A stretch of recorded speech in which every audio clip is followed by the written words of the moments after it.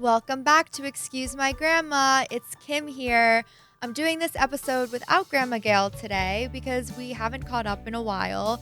I've done 2 solo episodes before and people really loved it. And I kind of have been super busy with our guests and with Grandma, so haven't had a chance to sit down with you all and get into it. But I really want to use these episodes to learn more about each other and have heart to hearts and talk about relationship things that especially women in their 20s, 30s, and living in New York are kind of dealing with and all over the place. So hopefully this can be relatable to you. I'll answer your questions at the end, so make sure to stay tuned for that. But today I thought we would talk about toxic relationships versus healthy relationships because I feel like the lines are very blurred nowadays and sometimes I don't even know the difference. But I will go through a little bit of my experiences and hopefully it can be relatable for some of you. So, by the way, I am in a relationship, and I feel like if you follow me on social media, you've probably figured that out by now from a few of my reposts, especially from my personal account. But I have a boyfriend, which is really exciting, and it feels really special because I feel like a lot of people have been following my dating journey for 4 years now. And I was always sharing throughout my experiences kind of how I went on, I don't know, 100 dates at this point until finding my current boyfriend. And it was a really fun process. And I obviously, this is early stages and a new relationship, but I do feel like I found what I was looking for out of those dating experiences, which was a really great connection and someone who prioritizes me. So I'm not probably going to share too much about this, but we met through my friend. It's actually her brother. So it was a setup, which grandma would be happy about because she's more into setups than dating apps for sure. And it is a long distance relationship. We're actually across the country. So I can get into that in a different episode because I feel like there's a lot of things that come from long distance and keeping that up.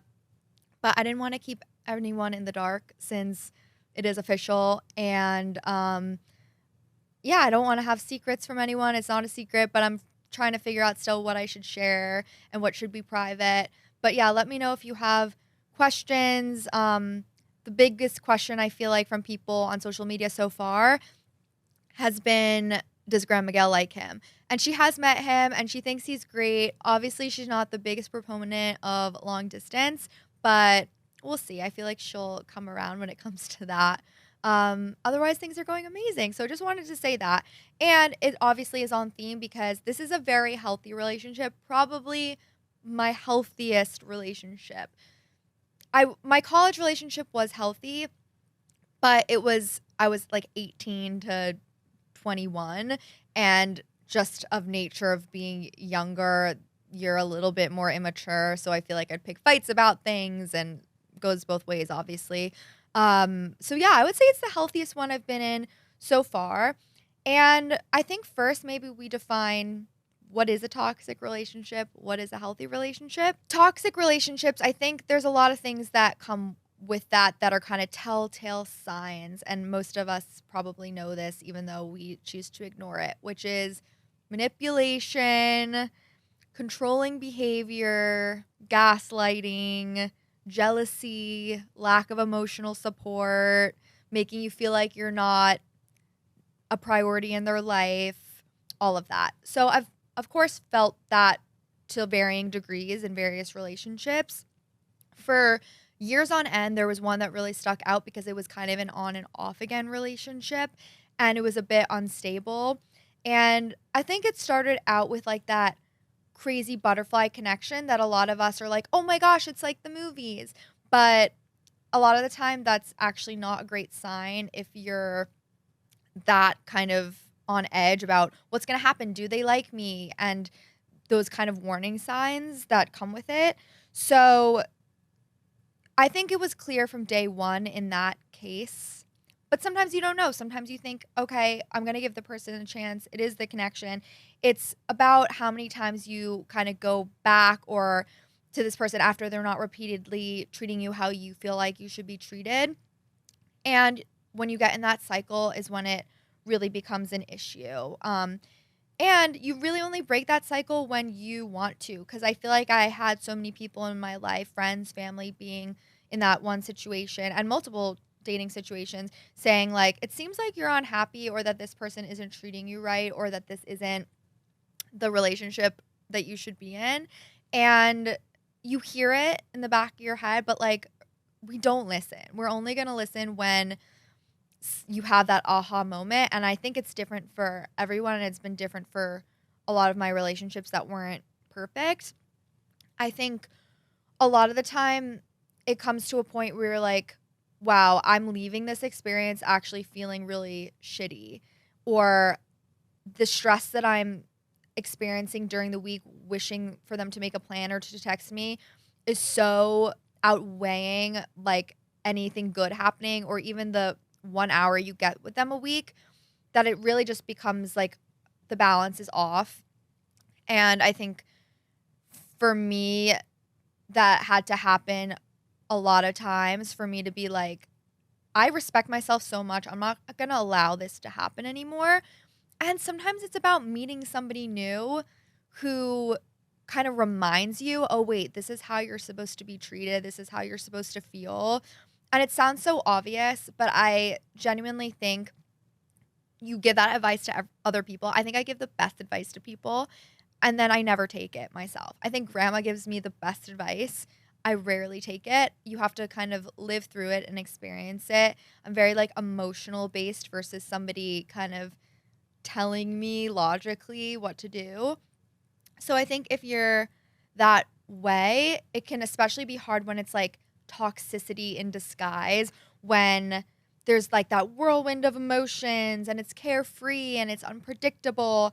However, I think the lack of commitment over time or like the not meeting my emotional needs and leaving me feel rejected really was the end of it, because you never want to chase somebody's validation, and that's the worst feeling ever. You want to feel like they feel so special even to get to spend the time with you, and it should go both ways. And I think timing plays a huge role as well. I think you can meet people, and if your head is still with that toxic person, or I shouldn't say toxic person because everyone has like different I guess emotional needs and behaviors, but the person who was, I guess, toxic to you, therefore a toxic relationship, I think that if that's still in your life, even if you meet someone who is healthy and great, like you aren't going to care or realize that. But I do think if you meet somebody who is treating you exactly like how you've been wanting to be treated and you like them, that's the key part too. Like, it's not just about them being a nice person. You have to also have chemistry and those other things. Then I think that toxic relationship will be so far in the past. At least that's my experience.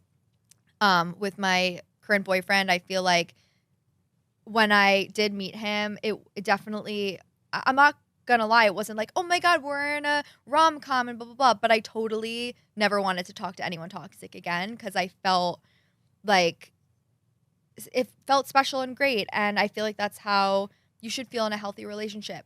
What does that look like? Mutual respect, support, open communication. You feel it. You don't have to be told those things. I think the mutual interest from a start is really important. You don't want to feel like you're questioning their interest in you. And you always want to give people multiple chances because I think they can surprise you. But I think by date 3, if you're not excited about them, it could just be that they're a great guy or girl and not for you. And then the center of it should always be fun and joy, and like you actually had a really good time with that person and you actually were laughing the whole time. And obviously that can come with someone who is kind of toxic to you also, but I think you can tell the difference when someone's making you feel good and making you laugh versus that kind of like teasing behavior. And I think I wanted to talk about that too because we're like constantly seeing in the movies this idea of the hate relationship between the guy and the girl, and then they learn to love each other, and it's kind of the media glorifying that unhealthy relationship that's been romanticized. So, like How to Lose a Guy in 10 Days, they don't really like each other. The Proposal, Anyone But You, that just came out with Sydney Sweeney. It starts with that like fighting and then love that comes with it. And I don't really like that kind of teasing nature. That's sort of mean. I think you can banter with each other, and obviously that's really fun, especially over text and whatever. But yeah, I think in the movies, we need more rom-coms and TV that are kind of reflecting that healthy, fun relationship, which is why I think everyone's been obsessed with that show Nobody Wants This, the Aaron Foster show, because it shows two people openly communicating and their interest in each other, which is never the question. Maybe it's the religious stuff, the timing, what everyone else thinks, but it's never how they feel about each other or their, I guess, reflection on the self-work that they're doing and the open communication. Like I want to see more stories like that. So we stop glorifying those other kind of stories. And I'm such a victim of this. Like I love this goes back a long time. Like I love the 1950s movie Pillow Talk, where Doris Day and Rock Hudson, they're neighbors and they're talking on the phone, and she's so annoyed with him because he's like always having women over to the apartment, and then they end up falling in love. Like I don't know if that's realistic to start off with someone who's has totally different values, and then suddenly everything matches up and it's amazing. So that's kind of my thoughts, because I feel like it doesn't mean that anyone's a bad person. All it means is that it could potentially be a mismatch if you are constantly feeling like this person's lack of effort or communication is lacking. And sometimes it's because they're actually toxic, but sometimes it's just that they're not invested or interested, and that's just that it's not the right fit. So at the end of the day, it doesn't really matter, I guess, which dynamic it is. It just kind of matters that you know how this relationship is making you feel, and realistically try to get out of it if it's not positive, because you don't want to feel insecure, you don't want to feel anxious, you don't want to feel like you're chasing anyone, because that just leads to emotional turmoil and doubting yourself constantly. And I've been in situations where I'm like, I never want to go back there again. And you do, because you feel like that, like your emotions are so high and it feels so powerful. But I guess all I can say is I promise that you can find stability with someone that you are really in love with and excited by. So, yeah, that's my thoughts on that. So, let's get into some listener questions that people wrote in on Instagram. I tried to pull a variety because there were a lot. The first one is, what do you find most difficult about dating in New York City? So, for those who follow and have listened for a while, you know that I went on dates with almost 100 men in New York in the last 2 or 3 years, since the pandemic, really. And so I've had a lot of experience, and I obviously ended up now dating someone who doesn't live in New York. Also, a lot of those dates that I was going on were in Florida. So I've kind of now dated in a few cities, and I think there's not a huge difference between them. I think the only thing is that New York City definitely has a lot of characters. So we have the finance bro, and then we have the artsy guys, and there's a lot to choose from. And I think choice is only an amazing thing, until it comes to commitment, because I think we can go out one night to bars and then we meet new people every night, and it could seem like, okay, I had a good date last night, but three more guys are texting to meet up, and it's really tempting, and you don't know, is that connection going to be a better connection than the one I have now? So I think we've talked about this before, but just the having too many options can be really hard. And I think also since people are settling down a little bit later, especially in New York City where everyone's very career focused and dating or being in a relationship, people don't often have time to make it like their number one. So I think just the act of settling down later and later gets a little stressful, especially for my girls who sometimes feel like, okay, I have a timeline that I want to kind of abide by, which, and you probably shouldn't do it very strict, but I get it. Like, we have a clock, whatever. And then the guys are like in their 40s and they don't feel like settling down. I see that a lot in New York versus other places. So that would be my thoughts on that. Second question is advice for my twin girls applying to colleges. So, another situation where I went to about probably 30 schools in person. You're seeing a trend now. And I applied to, or I guess I wrote my applications for a bunch as well because I applied early to Cornell and then didn't really have to do much searching after that once I got in. But I think my advice would be definitely go visit in person because you have a certain feeling when you're on a campus and you're seeing the student body and you're seeing the weather. Of course, I think when I went to Cornell, it was a beautiful day and it's the tundra, so it's not always accurate. Know what time of year you're going. And also stay overnight, whether even if it's a family friend or a friend of a friend, people are excited to host you and show you their life at school. And then you get a sense of going out there, which like realistically is why a lot of us are going to college for that social experimentation. And then with Cornell, I do wish the program I was in was a little bit stronger for what I wanted to study. So even though it's an amazing school, it's not always based off of how great the school is as much as it is, oh, okay, this school is specifically known for writing, media, veterinary, like whatever you want to study, make sure it's strong in that program. Third question, will you ever have your mom on the podcast? Of course, I want to have my mom on the podcast at some point. I know everyone asks that question. They also want to see Poppy. I will show Poppy at 1 million followers on our TikTok and Instagram, so we're about halfway there. But for my mom, I have to kind of think because she's behind the camera a lot of the time. Every time pretty much that I'm spending with my grandma, unless we're on a shoot or a trip or whatever, my mom is also there. So it's really a generational podcast where telling family stories.